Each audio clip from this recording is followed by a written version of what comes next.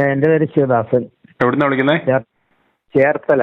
ഈ രാഹുൽ മാങ്കൂട്ടത്തിന് പശ്ചിമ ബംഗാളിൽ മമതാ ബാനർജി ഇറങ്ങിയതുപോലെ ഒന്ന് ഇറങ്ങിക്കൂടെ? ഇപ്പൊ രാഹുൽ ഗാന്ധി കന്യാകുമാരിയിൽ നിന്ന് പിന്നെ കാശ്മീർ വരെ നടന്നില്ലേ?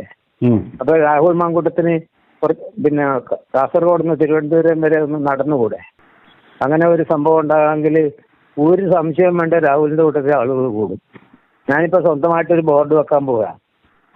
എങ്ങനെ രാഹുൽ ഇല്ലാത്ത കോൺഗ്രസ് കേരളത്തിന് വേണ്ട. ഒരുപാട് ആളുകളുടെ അഭിപ്രായങ്ങളും കേൾക്കുന്നുണ്ട്. ഇപ്പൊ എന്തോന്ന് ഈ സതീശൻ നടത്തുന്ന ഈ തേൻകണി യാത്ര കൊണ്ട് കോൺഗ്രസ് എന്തെങ്കിലും പ്രയോജനം ഉണ്ടാവുമോ? അതുകൊണ്ട് എന്റെ മനസ്സ് പറയുന്നത് കോൺഗ്രസ് തകരാനാണ് സാധ്യത. ആളൊക്കെ ഇഷ്ടം പോലെ കൂടും, പക്ഷെ വോട്ട് ചെയ്യാൻ നേരത്ത് പണി പാളും ചിലപ്പോൾ. അങ്ങനെ വരാനാണ് സാധ്യത എന്നാണ് എന്റെ മനസ്സ് പറയുന്നത്.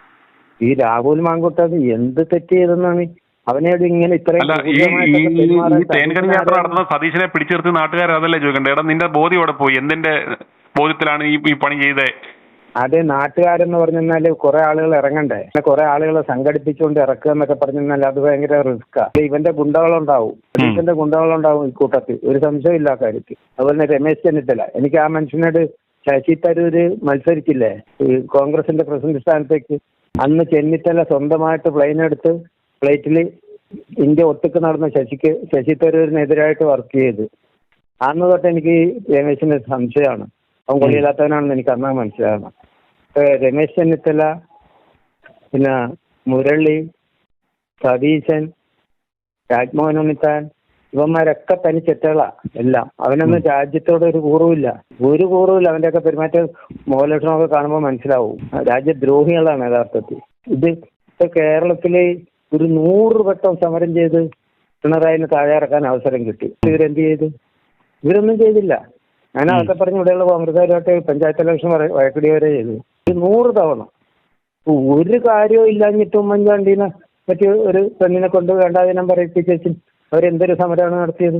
അതുപോലെ ചെയ്യാനാണെങ്കിൽ എത്ര 100 സമരം നടത്താമായിരുന്നു. ഒരു വല്ലതും ചെയ്താ? ഇവിടെ ഇപ്പൊ ഈ കൂടെ നിൽക്കുന്ന ആളുകൾ 90% ഈ സതീശനെതിരാണ്. പക്ഷെ അവരും ഉണ്ടാത്ത എന്താണെന്നറിയാവോ? അവരും ഒക്കെ ഈ ദുർമോഹികളാണ്, അത്യാഗ്രഹികള്.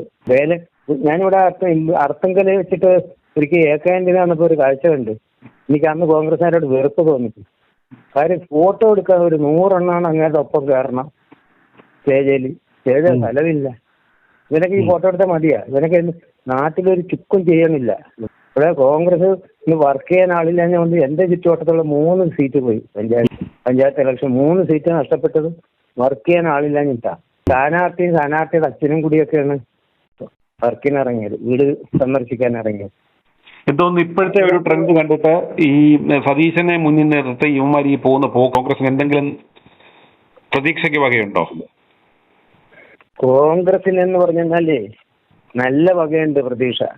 പക്ഷെ ഈ നാറികളോടുള്ള വെറുപ്പ് കൊണ്ട് ആളുകൾ എന്ത് ചെയ്യണമെന്ന് അറിയാൻ വയ്യാത്തൊരവസ്ഥയിലാണ്. എങ്ങനെയായാലും പിണറായിനെ ഒഴിവാക്കണമെന്നാണ് ജനത്തിന്റെ ആഗ്രഹം. ആ ഒരൊറ്റ ആഗ്രഹം കൊണ്ട് തന്നെ കോൺഗ്രസ് വിജയിക്കാൻ സാധ്യതയുണ്ട്. പക്ഷേ കോൺഗ്രസ് വിജയിച്ചാൽ ഈ യുവന്മാർ ഇത്ര ചെറ്റകളാണെന്ന് ആളുകൾക്ക് ഇപ്പൊ എല്ലാവർക്കും തന്നെ മനസ്സിലായി. ഇപ്പൊ മുരളി മന്ത്രിയായ അതിന്റെ പ്രയോജനം ബി.ജെ.പി കിട്ടുമോ? എന്ത് തോന്നുന്നു? അതിന്റെ പ്രയോജനം കുറെ ബി.ജെ.പി കൊണ്ടുപോകും. കാരണം ഈ കോൺഗ്രസിനെ സ്നേഹിക്കുന്ന പഴയ ആളുകളെല്ലാം നമ്മളെ വിളിക്കുന്നവരെല്ലാം പറയുന്നത് വേറെ ഒരു മാർഗവും ഇല്ലാത്തത് കൊണ്ട് ഞങ്ങള് ബി.ജെ.പിക്ക് തവണ കുത്തും, ഇവമാർ അഹങ്കാരം തീർക്കാൻ വേണ്ടി എന്നാണ് പറയുന്നത്. അതെ, അങ്ങനെ ഒരു മനോഭാവമുള്ള കുറെ ആളുകളുണ്ട്.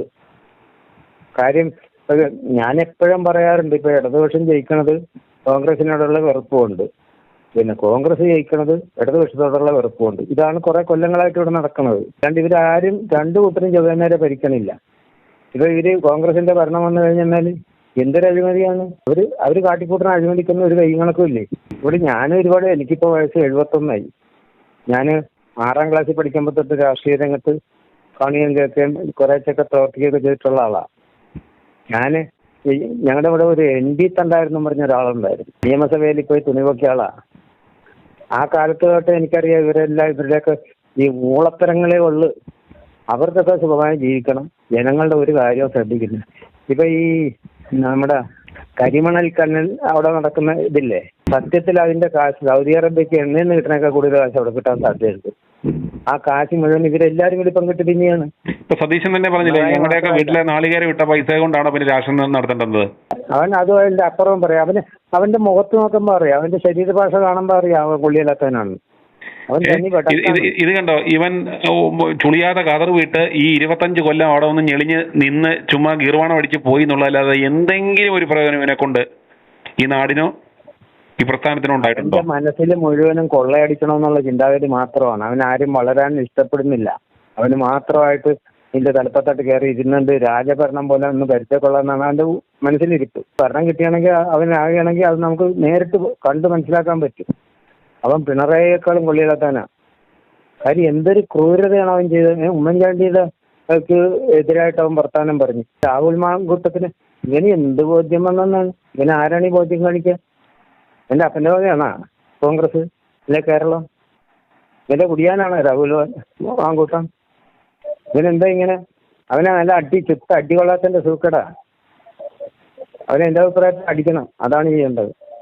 ഈ വി ഡി സതീശന് ഇപ്പം BJP ജയിച്ചാലും കമ്മ്യൂണിസ്റ്റ് ജയിച്ചാലും അവനിപ്പോൾ അതാ സന്തോഷം.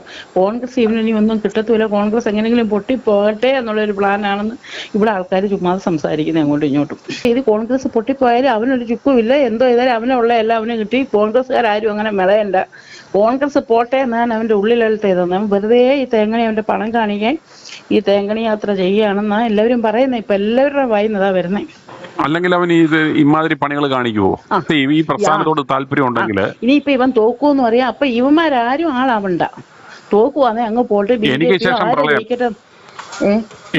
പ്രളയം എനിക്ക് ശേഷം പ്രളയം ആ ഒറ്റ ചിന്തയിൽ നിൽക്കുക. അല്ലാതെ ഇനിയിപ്പോൾ ഇല്ല പോത്തിന്റെ വേദബോധി എന്ന് പറയുന്നത് പോലെ ഇനിയിപ്പോൾ എന്തോ പറഞ്ഞാലും ഇവൻ ഈ പിടുത്തത്തിൽ നിൽക്കുക. ഇനി ഒരു ഇഞ്ച് ഇവ മാറത്തില്ല. അല്ലെ സാറ് നോക്കിയോ, ഒരു ഇഞ്ച് ഇവ മാറിയാൽ മാറ്റത്തുമില്ല. അങ്ങനെ വരുമ്പോഴത്തേക്ക് ഈ പ്രസ്ഥാനത്തിനകത്ത് അത്രയും ഡാമേജ് ഉണ്ടാവും, പ്രസ്ഥാനം പോയി. ഇപ്പൊ ഈ കൊച്ചു പിള്ളേരൊക്കെ ഈ കഴവന്മാരല്ലേ ഉള്ളൂ, വേറെ ആരുണ്ട്? ഞാൻ ജനിച്ച നാൾ മുതൽ ഈ കഴവന്മാരുണ്ട് ഇതിനകത്ത്. എനിക്ക് ഓർമ്മ നാൾ മുതൽ കരവന്മാരുടെ പേര് ഏതാ കേൾക്കുന്നത്. എത്രയോ വർഷമായിട്ട് കോടികൾ 7-10 തലമുറയ്ക്ക് ഒപ്പിച്ചിട്ടിട്ട് ഇവന്മാർ ആ മുറിമുണ്ട് കൊടുത്ത് ഇങ്ങനെ നടക്കുക, ഒരു മനുഷ്യർക്ക് സ്ഥാനം കൊടുക്കാതെ ഇങ്ങനെ നടക്കുക. നീ ഈ കരവന്മാർ ഇനി ചത്തൊടുങ്ങിയെങ്കിൽ നീ അഥവാ എന്തെങ്കിലും ഉണ്ടെങ്കിൽ ഈ കരവന്മാർ ഇറങ്ങിയല്ല. പിന്നെ ഇനി ഈ 3-4-10 ചെറുക്കന്മാരുള്ളതിനെ അവരെ ഒന്ന് മുന്നോട്ട് കൊണ്ടുപോകാൻ ഇനി കരവന്മാർ പുറകെ നിൽക്കണ്ടേ? നല്ല ആക്റ്റീവായിട്ടുള്ള ചെറുക്കന്മാരാ വന്നിരിക്കുന്നത്. സത്യം പറഞ്ഞ കോൺഗ്രസ് ഇവന്മാരൊന്ന് പുറകോട്ടൊന്ന് നിന്നൊന്ന് തള്ളണ്ടേ? ഇവന്മാരെ ഒന്ന് ആക്റ്റീവ് ആക്കണ്ടേ? ഇവന്മാർ ചെയ്യത്തില്ല. ഈ ഇരിക്കുന്ന 3 കഴവന്മാർക്ക് ഈ കോൺഗ്രസ് ഇപ്പം ഉണ്ടേലും പ്രശ്നമില്ല. അന്ന് അവരുടെ കാലം കഴിഞ്ഞപ്പം ഇത് നശിച്ചു. ഞങ്ങൾ ഇരുന്നപ്പം കോൺഗ്രസ് നല്ല രീതിയിൽ പോയി, ഞങ്ങളുടെ കാലം കഴിഞ്ഞപ്പോൾ നശിച്ചു. ഈ ഒരു പെരുമയ്ക്ക് വേണ്ടി അല്ലാതെ ഇത് ജയിപ്പിക്കുള്ളൂ ഈ കഴവന്മാർക്കും ഇല്ല. അവർ ചുമ്മാതെ നിൽക്കുക. കോൺഗ്രസ് ഇങ്ങനെ ഈ അവസാന സമയം വന്ന് ഇങ്ങനെ അത് ഈ കമ്മ്യൂണിസ്റ്റുകാരന്മാർക്ക് ഒരിനാണ് ഇപ്പം എല്ലാവരും BJPക്ക് വോട്ട് കൊടുക്കുന്നത്. അത് ഈ കളി ഇവന്മാർ BJPക്കാരന്മാരുടെ കളിയാണ് ഇനിയിപ്പം നടക്കുന്നത്. ഇനിയിപ്പം ഇങ്ങനെ ഈ രീതിയിലാണ് ഇനിയും പോകും.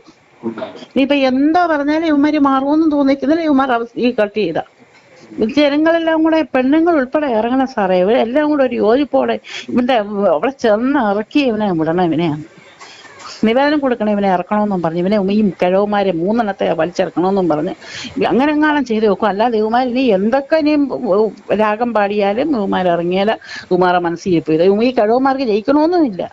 ചുമ്മാതെ കോൺഗ്രസ് എന്നും പറഞ്ഞിരിക്കും. കിഴവന്മാർ ജയിക്കണമെന്നും അവർക്കില്ല.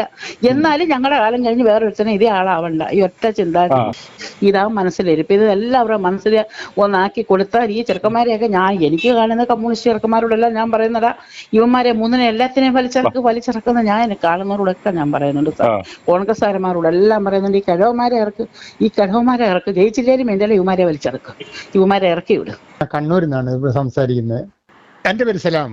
എനിക്ക് പറയാനുള്ളത്, എൻ്റെ പൊന്നു സാറേ, ഈ സതീശന, മുരളി, പിന്നെ അതുപോലെ ചെന്നിത്തല, പിന്നെ അതുപോലെ ഇങ്ങനെ 3-4 എണ്ണുണ്ട്. ഈ കിളവന്മാർ അവരെ തോപ്പിച്ചിട്ട് ഞമ്മക്കൊരു വിജയം കാണണം. എന്നിട്ട് ഈ പൊന്നാര ഈ രാഹുൽ മോന പാലക്കാട് കൊണ്ടുപോയി മത്സരിപ്പിച്ചിട്ട് ഒരു 30,000 വോട്ടിന്റെ ഭൂരിപക്ഷത്തിൽ ജയിപ്പിച്ചിട്ട് ഓനെ മന്ത്രിയാക്കണം, ആഭ്യന്തരമന്ത്രിയാക്കണം ഓനെ. അതിനൊരു ആഗ്രഹക്കാരനാണ് ഞാനും മറ്റുള്ള എല്ലാ ആൾക്കാരും. പക്ഷെ ഈ ഇത്രത്തോളം ഇപ്പൊ കോൺഗ്രസിനെയും ഒരു നേതാവിനെ കുറ്റം പറഞ്ഞിട്ട് ഈ നിമിഷം പോലും കോൺഗ്രസിലുള്ള ഒരാൾക്കാർ പോലും ഈ പേര് ഞാൻ പറയുന്നില്ല, ഈ ദുബൈയിൽ നിൽക്കുന്ന ഈ ലേഡീസിനെ ഇന്ന് വരെ ഒരു വാക്ക് കൊണ്ട് പോലും ഇവരാരും പറഞ്ഞിട്ടില്ല. ഒരു വാക്ക് കൊണ്ട് ഒരാൾ പറഞ്ഞിട്ട് അവൾ ഇത് നിമിഷം വരെ പുറത്താക്കിയിട്ടില്ല. എന്തെല്ലാം ആരോപണങ്ങളാണ് ഈ ലേഡീസിനെ പറ്റിയിട്ട് പറയുന്നത് ജനങ്ങൾ. എന്തെല്ലാം വേണ്ടാത്ത ആരോപണങ്ങളാണ് ഈ പാവം മനുഷ്യനെ കൊണ്ട് ഇവള് പറഞ്ഞുണ്ടാക്കിയത്. എന്നിട്ട് പോലും ഒരു കോൺഗ്രസിന്റെ ഒരാൾക്കാർ പോലും ഈ ഒരു സപ്പോർട്ടായിട്ട് ഈ മാങ്കൂട്ടത്തിനെതിരെ പറഞ്ഞിട്ടില്ല. അത് മാത്രമല്ല, പെണ്ണുങ്ങളുണ്ട് ഇവനിക്ക് പല അതും ഇതൊക്കെ പറഞ്ഞുണ്ടാക്കുന്ന കോൺഗ്രസിന്റെ. ഇവരൊക്കെ തോപ്പിക്കണം.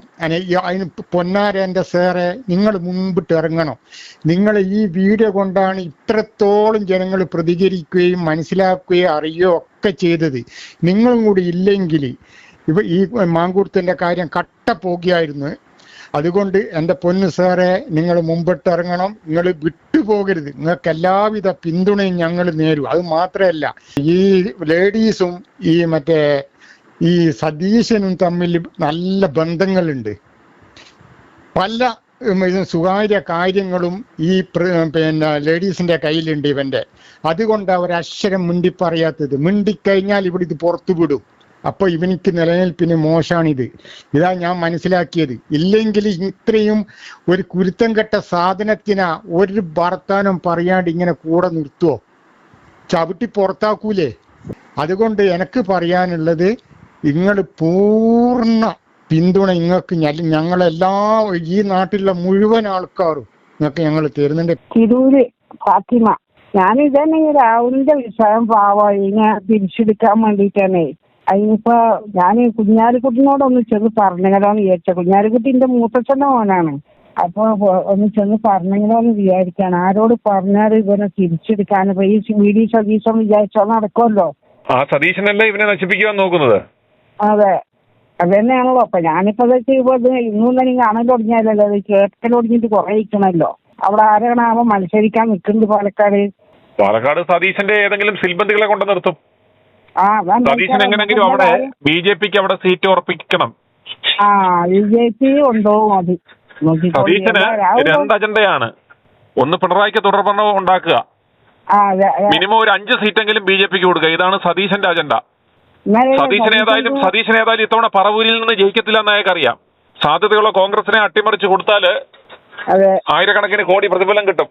അത് ശരിയാണ്. അതാണ് അയാൾ അങ്ങനെ ജീവിച്ചു കണ്ടേ.